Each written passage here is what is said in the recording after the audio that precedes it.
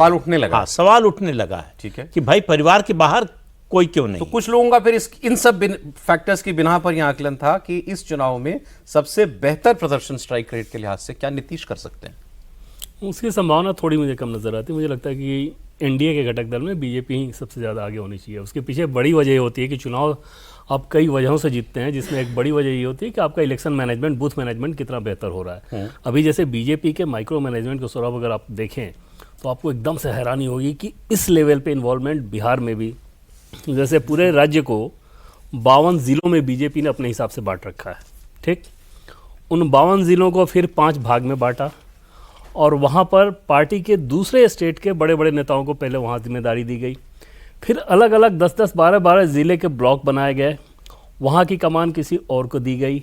उसके बाद फिर क्षेत्रीय विभाग करके बनाया गया, उसमें 3-3 ज़िलों की कमान, और ये क्रमशः घटते हुए विधानसभा तक गया है। मतलब एक विधानसभा में 5 से 6 ऐसे लोग हैं जो कि दूसरे प्रदेश में कम से कम विधायक रहे हों या पूर्व विधायक हों, उस तरह, मतलब जो अनुभवी व्यक्ति। और ये केवल बीजेपी की नहीं, सबकी सारी एनडीए की सीटों पर है ये लगाया गया, सारी एनडीए की सीटों के लिए।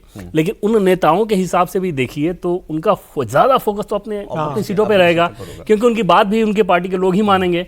अब जो व्यक्ति सौरभ मध्य प्रदेश का संगठन महामंत्री रहा हो, उस व्यक्ति को अगर उसके जिम्मे आप 5 जिले दे दें, 3 जिले दे दें, तो सोचिए कार्यक्षमता कितनी ज़्यादा बढ़ जाती है। जो दिल्ली में बीजेपी ने किया था कि धर्मेंद्र प्रधान जैसे व्यक्ति सिर्फ 2 विधानसभा की जिम्मेदारी, सुनील बंसल जो कि पूरा उत्तर प्रदेश संभालते रहे, उनको 2 विधानसभा की जिम्मेदारी। तो ये जो फॉर्मेट है बीजेपी वहां भी कर रही है। और एक बात और जोड़ देता हूँ, ये कोई अभी नहीं हुआ है चुनाव की घोषणा के बाद, ये 2-3 महीने से हो रहा है। वहाँ बहुत विधायकों को मैं जानता हूं जो 2-2 महीने से वहां अपने क्षेत्र जो उनको अलॉटेड है वहां पड़े हुए हैं। ठीक है, मैं थोड़ा थोड़ा वो टीज तो करता रहो ना, सर्वे बताऊंगा आपको थोड़ी देर में भी।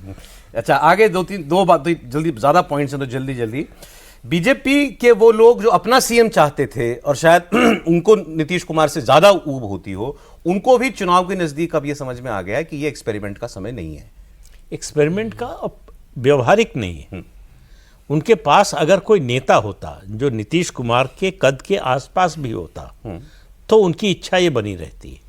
उनको समझ में आ गया है कि भाई अगर आपको रैंकिंग करनी हो तो नंबर 1 पर नीतीश कुमार है, तो बीजेपी का कोई नेता आएगा, आप बहुत चढ़ाएंगे, उसके प्रशंसक हैं तो 10वें नंबर पर रखेंगे, उससे ऊपर जाने वाला नहीं है। अमित शाह जी जो आज सम्राट चौधरी के लिए कह रहे थे बड़ा आदमी बनाएंगे मोदी जी ने पार्टी का कार्यकर्ताओं का, कांग्रेस फिर पूछ तो ठीक रही है ना, डिप्टी सीएम से बड़ा तो सीएम ही होता है। हाँ, तो ये थोड़े उन्होंने कहा और कितना बड़ा आदमी, उन्होंने ये थोड़े कहा कि 15 तारीख को बना देंगे। आगे मतलब मंशा तो आगे रहेगी। कई बार अमित शाह जी कार्यकर्ताओं, और विजय सिन्हा के लिए भी यही बोले। नहीं, ये चुनौती भी है उनको कि आप परफॉर्म करके दिखाइए।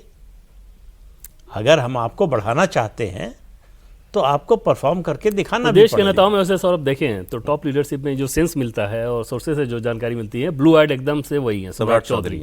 उसके पीछे एक छोटा उदाहरण देकर आपको जल्दी से बताऊं इसका मतलब गलत जाता है। कला कैसी है? नहीं, कला मैं बता रहा हूँ। मुझे ऐसे कर रहे थे, आप घबरा गए। छोटा सा उसके पीछे वजह ये है कि जैसे अभी आपने देखा होगा कि प्रधानमंत्री जी वहाँ पे गए थे जब वो महिलाओं के अकाउंट में धनराशि देनी थी।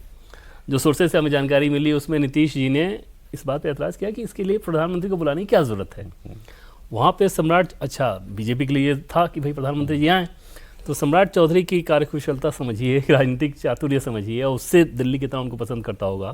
उन्होंने नीतीश जी से ये कहा कि आप अपनी तारीफ खुद तो करेंगे नहीं, हम जैसे लोग अगर आपकी तारीफ करें तो इसका कोई मतलब नहीं है, हम लोगों का कद बहुत छोटा है। देश के प्रधानमंत्री आके अगर आपकी तारीफ करें तो कितनी अच्छी बात होगी। नीतीश जी तुरंत सहमत हो गए थे। ये जो कला है ना सम्राट चौधरी, ये तो कला है, मान ली बात आपकी। अब उसमें आपकी पैसे वाली बात भी आ गई, काम करने वाली। लेकिन एक जो बात आप कह रहे थे ना, अपेक्षा बीजेपी की, जिस दिन सीट अनाउंस हुआ था ना सर 101, ये अपेक्षा उसी दिन समाप्त हो गई थी। अच्छा। क्योंकि 101 में कितना जीत लेंगे और उसके आधार पर कहाँ मुख्यमंत्री। अगला पॉइंट, मोदी बिहार में अब भी शायद सबसे लोकप्रिय नेता है। मैं अब शायद क्योंकि तुलना वहां नीतीश कुमार से होगी, उनकी होगी तो और उनका एक अलग वोट है और ये बीजेपी का सबसे बड़ा एडवांटेज है। बिल्कुल, इसमें तो कोई शक नहीं है कि मोदी का अपना पार्टी से अलग वोट है। बीजेपी का जो वोट है वो तो है ही, पार्टी से अलग वोट है। और सबसे ज़्यादा लोकप्रियता जो है प्रधानमंत्री नरेंद्र मोदी की और नीतीश कुमार की भी महिला वोटर्स में।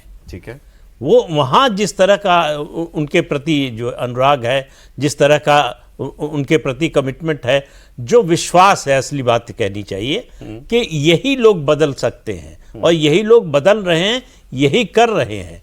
लोग सवाल पूछ रहे हैं कि भाई लालू राबड़ी ने 15 साल में क्या दिया हमको,